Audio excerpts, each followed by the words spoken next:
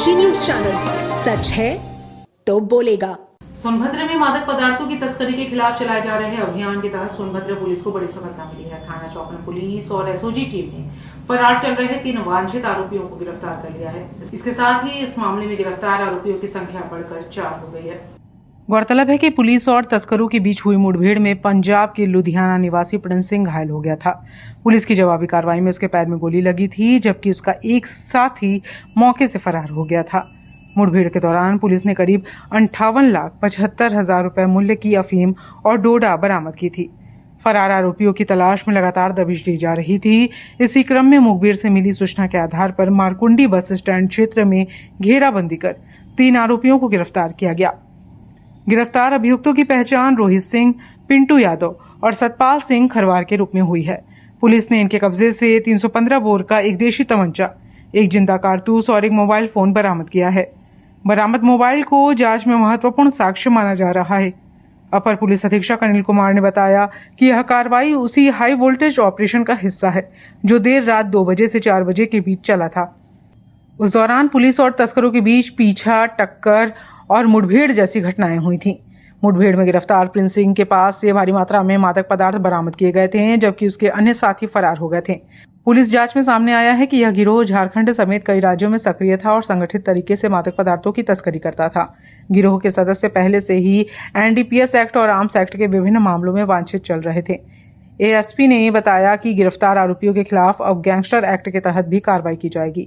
साथ ही उनकी अवैध संपत्तियों को चिन्हित कर कुर्क करने की प्रक्रिया शुरू की जाएगी। पुलिस बरामद मोबाइल फोन और अन्य तकनीकी साक्ष्यों के आधार पर पूरे नेटवर्क की गहन जांच कर रही है, ताकि गिरोह से जुड़े अन्य लोगों की भी पहचान की जा सके। देखिए, आप सभी लोग अवगत हैं कि पुलिस अधीक्षक महोदय के नेतृत्व में जनपद में अवैध मादक पदार्थों का व्यवसाय करने वाले, उसकी बिक्री करने वाले, उसका अवैध भंडारण करने वालों के विरुद्ध हम कठोर कार्रवाई कर रहे हैं।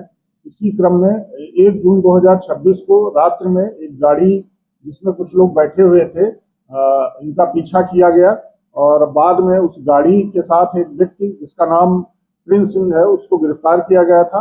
उसके कब्जे से 1 कुंटल 15 किलो डोडा और 3 किलो अफीम बरामद हुई थी। उसी में एक व्यक्ति रोहित सिंह जो उस गाड़ी में बैठा हुआ था, वो अंधेरे का फायदा उठा करके और आसपास का जो जंगली वातावरण है उसका फायदा उठा करके वो फरार हो गया था। फरार अभियुक्त रोहित सिंह और विवेचना में प्रकाश में आए 2 अन्य अभियुक्तों पिंटू यादव और सतपाल की गिरफ्तारी के प्रयास किए जा रहे थे। थाना चौपन पुलिस द्वारा त्वरित कार्रवाई करते हुए मौके पर जाकर के इन लोगों को गिरफ्तार किया गया है। इनसे पूछताछ की गई है तो अभियुक्त रोहित सिंह ने स्वीकार किया है कि उस दिन रात में मैं मौके का फायदा उठा करके, जिस दिन मुठभेड़ हुई थी, पुलिस मुठभेड़ के साथ प्रिंस सिंह को गिरफ्तार किया गया था, ये फरार हो गया था।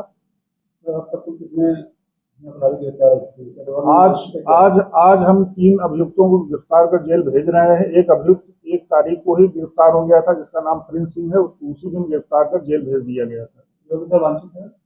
नहीं, अभी तो विवेचना हमारी चल रही है। यदि विवेचना में कोई अन्य नाम प्रकाश में आएगा तो उसकी भी गिरफ्तारी की जाएगी। लखीमपुर खीरी जिले की नीमगांव पुलिस को बड़ी सफलता हाथ लगी है। पुलिस ने मुठभेड़ के दौरान एक अंतर जनपदीय शातिर लुटेरा गिरोह के सदस्यों को गिरफ्तार कर लिया है। गिरफ्तार बदमाशों के कब्जे से अवैध तमंचे, कारतूस, लूट का माल तथा वारदात में इस्तेमाल की गई 2 मोटरसाइकिलें बरामद की गई हैं।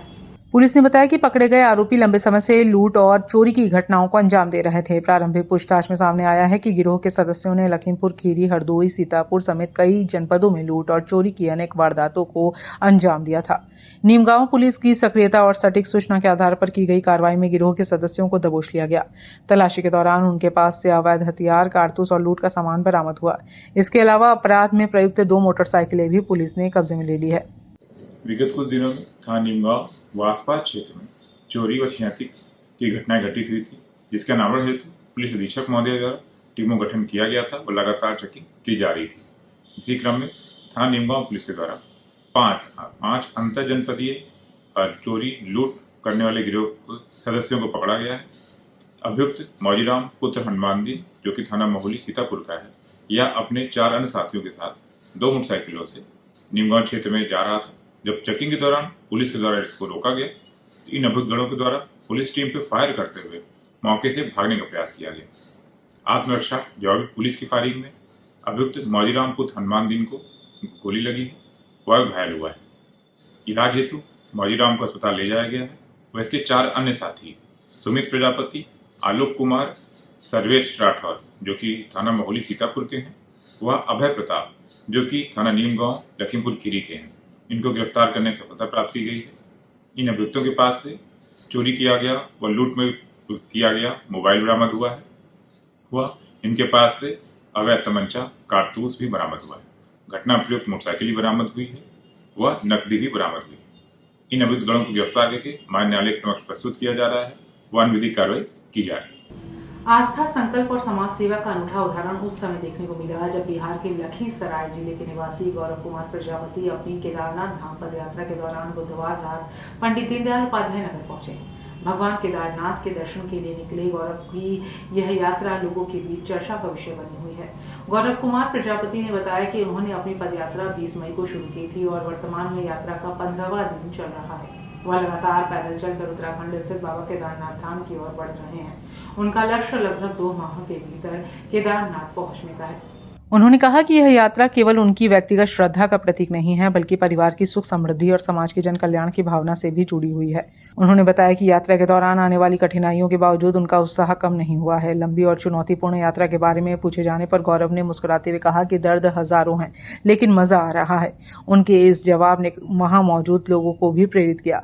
गौरव का कहना है कि मजबूत इच्छा शक्ति और ईश्वर में अटूट विश्वास के बल पर कोई भी लक्ष्य हासिल किया जा सकता है।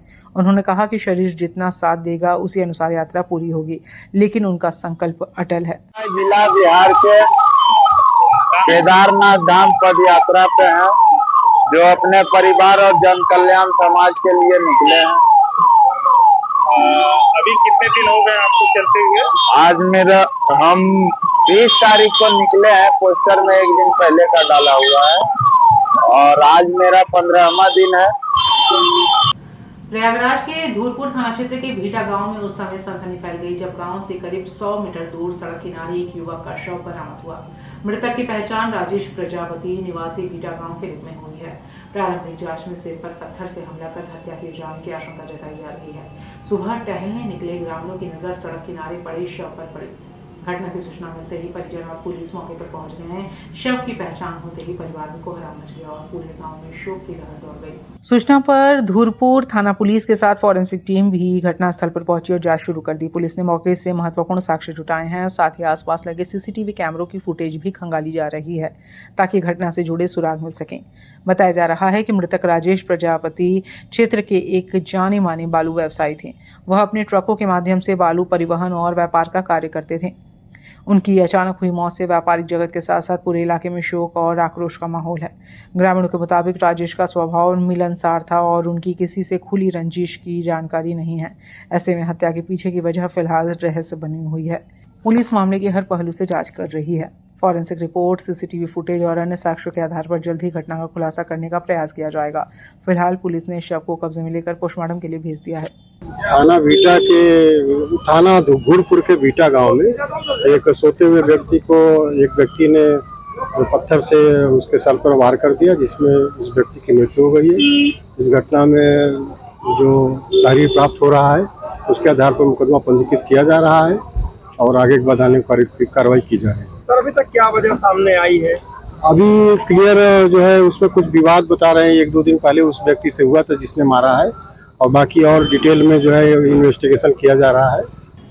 उत्तर प्रदेश माध्यमिक शिक्षा सेवा चयन आयोग द्वारा आयोजित टीजीटी परीक्षा के बाद अभ्यर्थियों ने प्रश्न पत्र के स्तर को लेकर नाराजगी जताई है। अंग्रेजी समेत कई विषयों के परीक्षार्थियों का आरोप है कि प्रश्न पत्र टीजीटी के निर्धारित स्तर के अनुरूप न होकर यूजीसी नेट स्तर का था, जिससे बड़ी संख्या में अभ्यर्थियों को कठिनाइयों का सामना करना पड़ा। परीक्षा केंद्रों से बाहर निकलने के बाद अभ्यर्थियों ने बताया कि प्रश्न पत्र में कई सवाल उच्च शिक्षा और शोध स्तर से जुड़े थे, जो सामान्यतः नेट जैसी प्रतियोगी परीक्षाओं में पूछे जाते हैं। उनका कहना है कि अपेक्षा से अधिक कठिन प्रश्नों के कारण परीक्षा का स्तर असामान्य रूप से ऊंचा हो गया। अभ्यर्थियों के मुताबिक वर्ष 2022 की विज्ञप्ति के आधार पर यह परीक्षा लगभग 4 वर्षों के लंबे इंतजार के बाद आयोजित की गई है। ऐसे में उम्मीदवारों को उम्मीद थी कि प्रश्न पत्र निर्धारित पाठ्यक्रम और टीजीटी स्तर के अनुरूप होगा, लेकिन कई विषयों में पूछे गए प्रश्न उनकी अपेक्षाओं से कहीं अधिक कठिन रहे। गौरतलब है कि प्रदेश के 36 जिलों में 3,539 पदों के लिए आयोजित इस परीक्षा में 8,68,000 से अधिक अभ्यर्थियों ने पंजीकरण कराया था। परीक्षा 614 केंद्रों पर कड़ी सुरक्षा व्यवस्था के बीच संपन्न कराई गई। परीक्षार्थियों का कहना है कि प्रश्न पत्र का स्तर निर्धारित मानकों से अधिक होने के कारण उनकी चयन प्रक्रिया प्रभावित हो सकती है। उन्होंने आयोग से परीक्षा के प्रश्न पत्र की समीक्षा कराने और अभ्यर्थियों के हित में उचित निर्णय लेने की मांग की है। मैंने व्यवस्था थोड़ा सा मतलब काफी जो दिखने में आ रहा है वो थोड़ा सही नहीं दिख रहा है, क्योंकि मतलब अराउंड 2 किलोमीटर तो गाड़ी पहले ही रोक दी जा रही है, आधा किलोमीटर अभी कैंपस में जाना है और एक्चुअली वाइफ के पैर में भी थोड़ा सा दिक्कत थी, तो हमने रिक्वेस्ट भी करा बट सुना नहीं किसी ने कि नहीं आप ऐसे ही लेकर के जाओ, तो वो थोड़ी सी समस्या है और मैनेजमेंट को इस पे काम करने की जरूरत है और इतना डिस्टेंस होना मतलब ये दिक्कत है।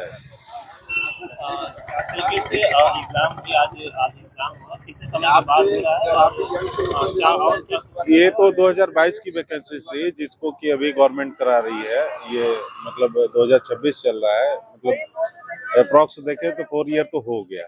और मेरा इंग्लिश सब्जेक्ट का पेपर था और टीजीटी इंग्लिश का था, लग रहा था ये नेट लेवल का